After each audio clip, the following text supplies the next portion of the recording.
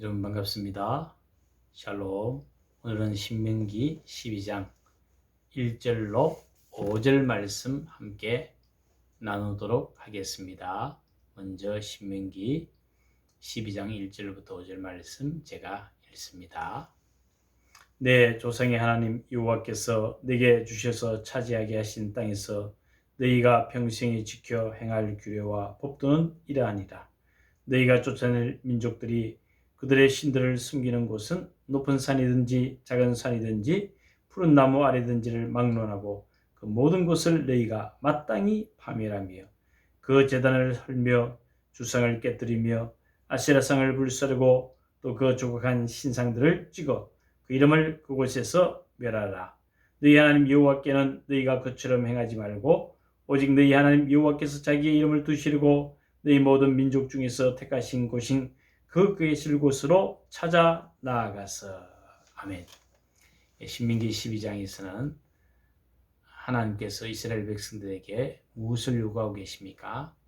가나안 땅으로 들어가서 그곳의 우상과 주상과 제상들을 깨뜨리며 불태우고 그것을 멸하라고 명령하고 계십니다. 하나님께서 이스라엘 백성들을 애굽에서 구원해 내신 이유가 무엇입니까? 하나님만을 섬기고 경배하고 하나님의 거룩한 백성으로 하나님의 은총을 입고 살도록 하나님께서 그것을 요구하셨습니다. 그리고 아브라함에게 약속하신 그 땅을 430년이 흐른 다음에 하나님은 그 약속을 성취하시기 위하여 이스라엘 백성들을 광야 40년 동안 훈련시키시고 철저히 하나님 중심으로 신앙무장을 하게 하셨습니다. 그리고 이제는 요단강을 건너서 가나안 땅에 들어갈 지점에 그 시기에 당도했습니다. 가나안 땅에 숨겼던 신들, 그들의 신들은 어디 있었습니까? 높은 산이나 작은 산이나 푸른 나무 아래에서 신들을 숨겼습니다. 여러분, 자연 풍광이 좋은 곳에 가면 산사들이 있습니다. 또 돌과 또 거목들이 수령 수백 년 된 나무가 있으면 사람들이 함부로 대하지를 못합니다. 그곳을 피해서 도로를 만들고 그 나무를 함부로 어찌 처분을 하지 못해서 때로는 불편할 때도 있습니다. 나무 자체는 아름답죠. 그러나 그곳에 신들의 이름을 붙이고 그곳에서 제사를 드리고 또 우상을 숭배하는 것을 하나님은 기뻐하지 않습니다. 어제 10계명 가운데 제2계명 나 외에 다른 신들을 숨기지 말라. 하나님께서는 분명히 말씀하셨습니다. 그 이유는 하나님과 하나님의 백성들은 언약 관계이기 때문에 하나님만을 사랑하도록 하나님께서 그것을 요구하시고 또 우리도 하나님을 사랑함으로 철저히 하나님 앞에 우리가 해야 할 도리는 우상들을 멀리하고 우상들을 멸하고 하나님만을 섬겨야 됩니다. 하나님을 어떤 형상이나 이미지나 물체로 빚어서 섬길 수 없습니다. 상상해서 만들어낼 수 있는 대상이 하나님이 아닙니다. 만약 그럴 수 있다면 그분은 결코 우리의 하나님이 될 수 없습니다. 사실 우상은 아무것도 아니죠. 돌멩이며 돌과 금속과 그림과 사람들이 만들어낸 것입니다. 아무것도 아닙니다. 어떤 효력도 발생할 수 없습니다. 그러나 사람들이 그곳에 무릎을 꿇고 조아리고 마음을 줄 때 우상은 효력을 발생합니다. 우상은 자기가 신인 것을 나타내려고 하고 사람은 그것에 종속되어서 그 우상을 높이는 우를 범합니다. 몇 년 전에 오래전입니까? 기독교계 목회자가 단군상을 깨뜨린 것으로 인해서 감옥에 들어가서 옥고를 치르기도 했습니다. 단군상은 아무것도 아니죠. 그러나 공공장소에 설치된 단군상을 하나님의 거룩한 마음으로 불타는 마음으로 그것을 깨뜨렸습니다. 그래서 결국은 감옥에 가기도 했습니다. 제가 보기에는 그것은 바람직한 행동은 아닙니다. 부처상을 깨뜨린다든지 산에 가면 돌탑이 있기도 한데 때로는 무너뜨리고 싶기도 하고, 사실 하나님의 백성으로 우상에 대한 그것을 바라볼 때 분노가 치밀어 오릅니다. 그러나 우리는 그것을 함부로 어떻게 하지를 못합니다. 왜 그렇죠? 우리나라는 종교의 자유가 있습니다. 헌법에 보장된 자유입니다. 종교 선택의 자유가 있습니다. 개인의 자유이며 개인의 인격에 따라, 인권에 따라 그것을 선택할 수 있기 때문에, 만약 우리가 그것을 싫어하고 깨뜨려버리고 불태워버린다면 어떻게 되죠? 그들도 동일하게 교회당을, 십자가를, 기독교인을 공격한다면 할 말이 없습니다. 종교전쟁이 일어납니다. 민주사회, 자유사회 그렇지 않습니다. 고대에는 하나님께서는 하나님의 방식으로 우상을 멸하고 우상을 회파하고 우상 아래 신음한 사람들을 해방시키기 위하여 신정일치 사회이기 때문에 그것을 요구하셨습니다만, 지금은 그 시대와는 문화적으로 다릅니다. 저도 마찬가지입니다. 산책하다가 불상을 보거나 제단을 보거나 부당부닥거리를 한 것을 보면 참 분노가 치밀어 옵니다. 인간의 하나님의 지음을 받은 거룩한 형상을 스스로 존엄성을 떨어뜨리는 행위가 아닌가, 무너뜨리고 싶어요.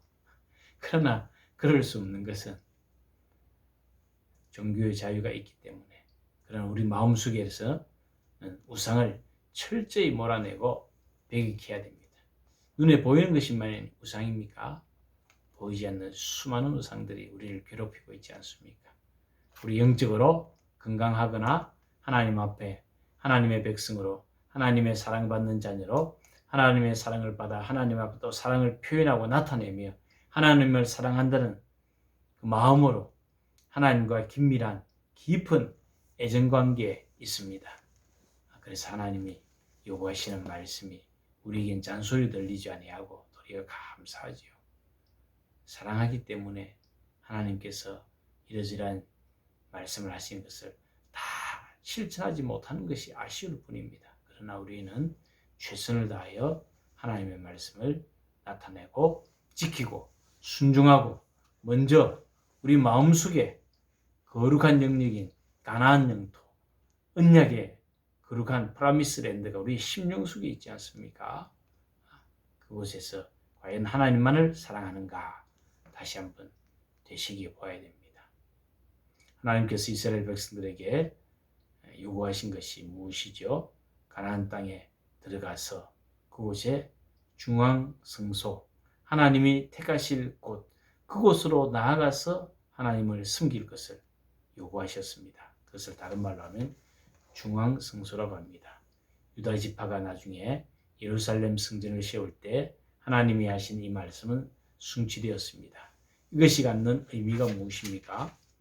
이방인들이 섬겼던 높은 산, 작은 산, 푸른 나무 아래 자기의 신들의 이름을 부르고 섬겼던 그것과는 구별된 하나님이 택하시고 지시한 그곳으로 갈 것을 명령하셨습니다. 그것은 우상들과 구분된 하나님의 지시하신 그 땅으로 가라는 것이죠. 두 번째로는 그 중앙성소가 갖는 의미가 무엇입니까? 유다지파의 예루살렘 성전, 그것은 12지파를 하나로 묶는 강력한 결합의 원동력이 됩니다. 산지 사방에 흩어지던 이스라엘 12지파들이 한 곳에 모여서 하나님 앞에 예배하는 것은 강력한 하나됨을 나타냅니다. 신앙생활도 마찬가지죠. 우리가 코로나 때문에 흩어져 있기는 하지만 하나님이 정한 시간에 하나님이 정한 장소에 모이는 것은 소중합니다. 비대면으로 예배드리더라도 일치된 하나님의 말씀, 그 말씀을 중심으로 하여 하나님을 섬깁니다.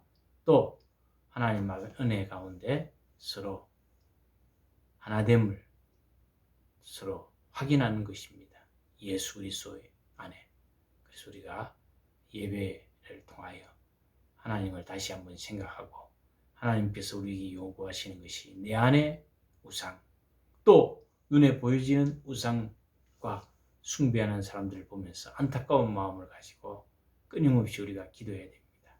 특별히 코로나 어려운 시대에 우리의 마음속에 하나님보다 더 사랑하는 것이 없는가 다시 한번 생각해 보며 하나님 앞에 주어진 사명을 잘 감당하시는 저와 여러분 되기를 축원합니다. 기도하겠습니다. 하나님 아버지 감사합니다.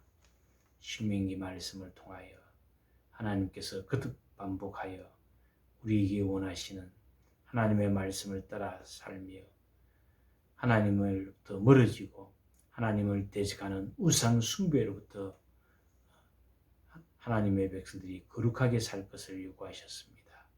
그 말씀을 따라 사는 저희들 되게 하시고 우리의 몸과 마음과 영혼이 오직 주님 앞에 일편단심 한마음 되게 하여 주시고 오직 하나님만을 뜨겁게 사랑하는 가운데 하나님이 하시는 그 음성이 들려지게 하시며 주님의 그 말씀을 경청하며 순종하며 하나님을 기쁘시게 하는 저희들 되게 하옵소서. 주 예수 그리스도여 우리에게 은총 내려주셔서 날마다 시험 주시고 날마다 십자가의 복음 가운데 껴있게 하여 주옵소서. 성령이 우리를 도우시고 코로나로부터 지켜주시고 이 어려운 시기를 지났는데 시험 내려주셔서 하나님의 은혜 가운데 이 어려운 시기를 잘 감당하는 저희들 되게 하옵소서. 주 예수 그리스도 이름으로 기도드리옵나이다. 아멘. 여러분 또 오늘 하루도 주님의 은혜 가운데 잘 지내시기를 축원합니다. 샬롬.